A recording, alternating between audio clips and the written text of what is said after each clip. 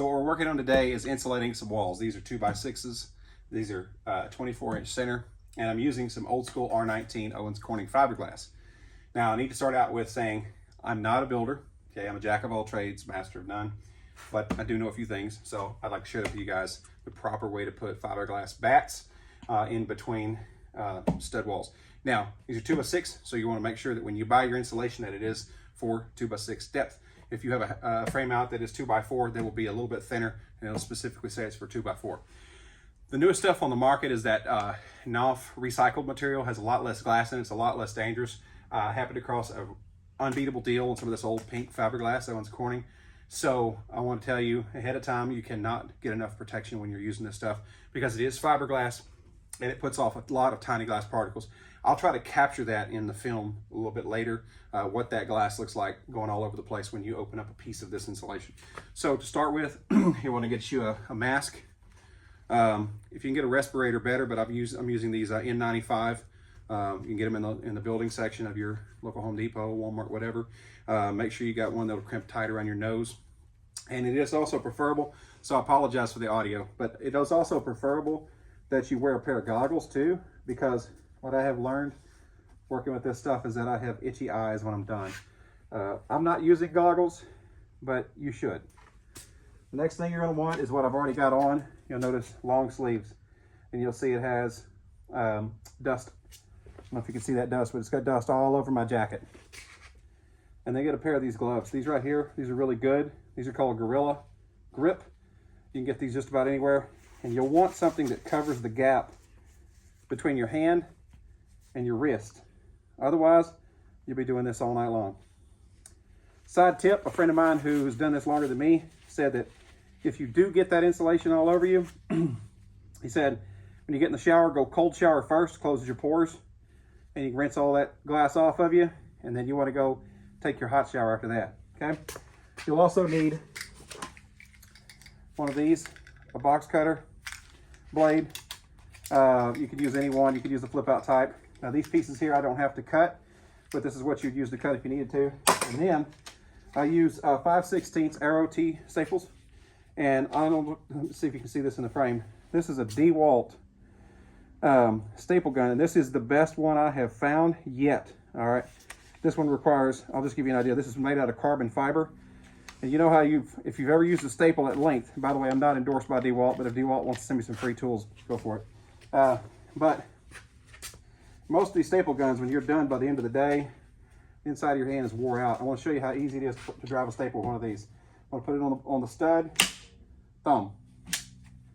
So it costs a little more. It's about 40 bucks at Home Depot, but this carbon fiber staple gun is the bomb. You definitely want one of these. All right, so I'm going to go get my bats, and we're going to proceed. All right, so I have 2 of these R19 bats, pink stuff. They just came out of the plastic, so they're a little bit compressed. This is what I'm talking about here. All right, now you notice I picked 2 cavities that have some obstacles in them. This one has your vent pipe for the drain, because this is a coffee roastery my wife are opening. Monderosa Coffee Roasting Company. Look out for it. It's coming. And this is for the drain and toilet. So for the gases that vent out the roof. And so there's a study that came out. There's a study that came out that says, and I can't prove this, it's just a study, but that this pink stuff, whether it's compressed or expanded, is going to give you the same R value regardless. Someone might challenge me on that. If you find a better study that says that's not true, by all means, drop it in the comments. I'm open to learn stuff all the time, okay? But supposedly, this stuff compressed will also give the same R value as this stuff expanded out, okay? Mask back on. So, one way to handle this is to tuck it behind the pipe. That's what I'm going to do here, okay? So, you'll take your piece, you'll thread it in behind it.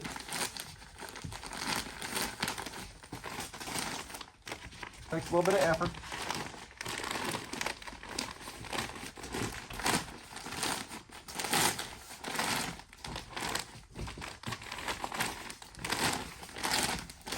And the next thing you're going to want to do is make sure that the top of this is butted up really tight to this, so as to prevent cold air from getting in between the sheets here. So I'm going to pull the paper out, push the top sheet back, make sure they're butted up nice and tight. Now, you get a little closer here, I want to show you something. These bats have a little fold out right here. Okay, so you want to fold that out and set it right inside your stud to hit it with the staples here. All right. Second thing we have here that's an obstacle is, if you look down here, our electrician ran all of our wires here in front of this pipe. Okay. We're going to handle those wires two different ways. We're going to handle it one way by tucking it behind here, because these wires run over this pipe here. Okay. So we're going to go ahead and tuck this under here. Pull this down. All right. And I'm going to show you the second way to handle this in this cavity right here. All right. So we're going to tuck this in here. And we're going to make sure, pull the camera here, make sure this pink stuff is pushed back, not folded out like this and then just stapled over. You don't want to fold it out and staple over because you get an air cavity. You want to make sure this is pushed all the way back in, both sides, nice and tight. Okay? And then we take our staple gun, look right up here. You see this? This is the end of our top sheet. I've tucked this under by just about an inch, half inch. And just let it have it. Go down. Sometimes these sheets come out of the package with a wrinkled lip right here.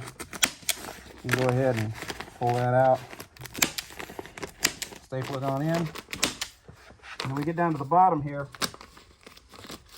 we can pull this paper out, hit it here, and hit it here for the bottom sheet. Same story over here. About a half an inch to an inch tucked.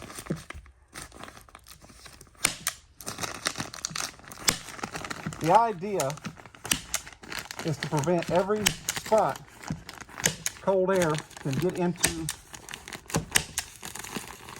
and around your insulation, between your insulation and your sheetrock.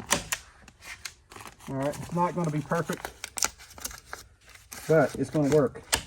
All right, so that's one way to handle it. Behind the pipe, behind the wire, and then sheetrock over that. That's one way. This cavity, I'm going to show you the second way I handle it. So in this cavity, we have enough staples. Ooh, almost out of staples. We get some more staples. And we're back. By the way, if I seem distracted, it's because the camera girl is really cute. She's my wife. She's really cute though. This one, we're going to go ahead and tuck it in like we did before. And we're going to get started by putting our little half inch to 1 inch lip here, overlap here, I mean. And I tore that one. We're going to make sure we get it tucked in nice and hit it with a few extra staples right there.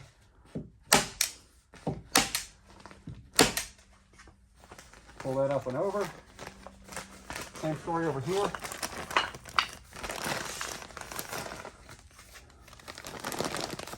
Just that half inch to 1 inch overlap right there.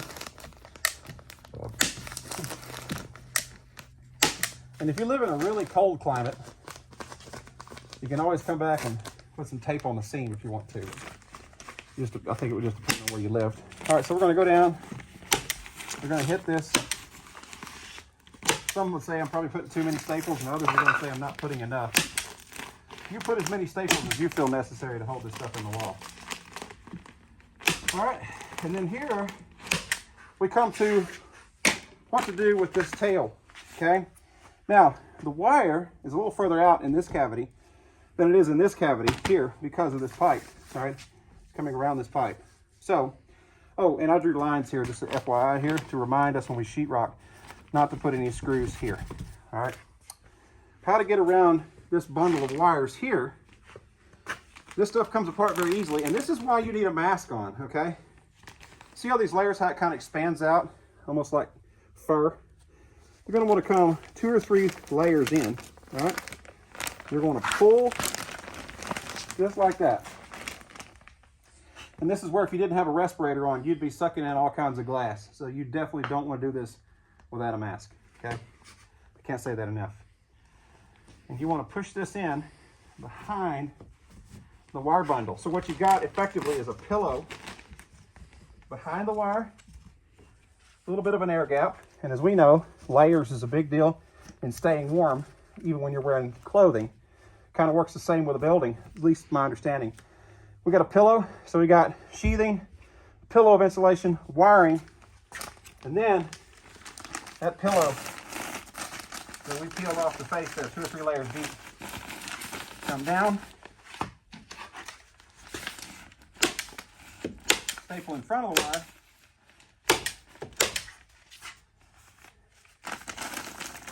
sometimes this stuff's a booger to unpeel it there.